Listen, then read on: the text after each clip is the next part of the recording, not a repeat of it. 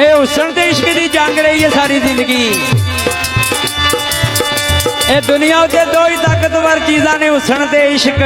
आए हाय हुसन ब्याह दा इश्क नू कोई गल कर रहे ने हुसन ते इश्क। बाबे कसूर मंदरा ने सुनिया ने फिर की बयान करते हैं।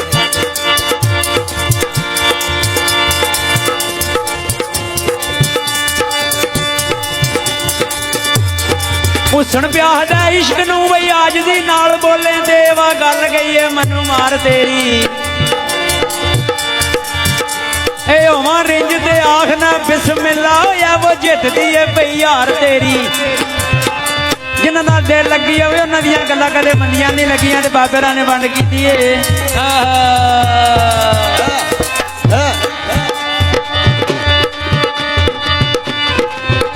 उसने आखिया इश्क आज दी नाल बोले हुए वा गल कही है मनु मार तेरी।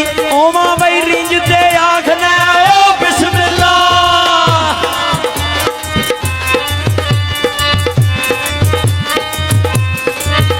ओवा रिंज ते आखना बई बिस्मिल्लाह हुए वो जितदी है पई वे यार तेरी। सोनी विच जनाब दे तू डोब दित्ती।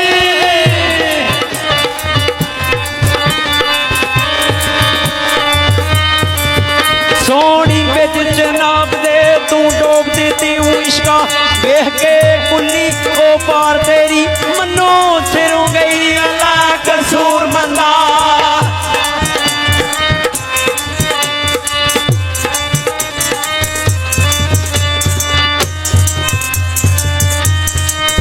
मनु बई सिरों गई ला कसूर मंदा हूँ। मिठा बोल तलवार जुबान तेरी हूं मैं बोल के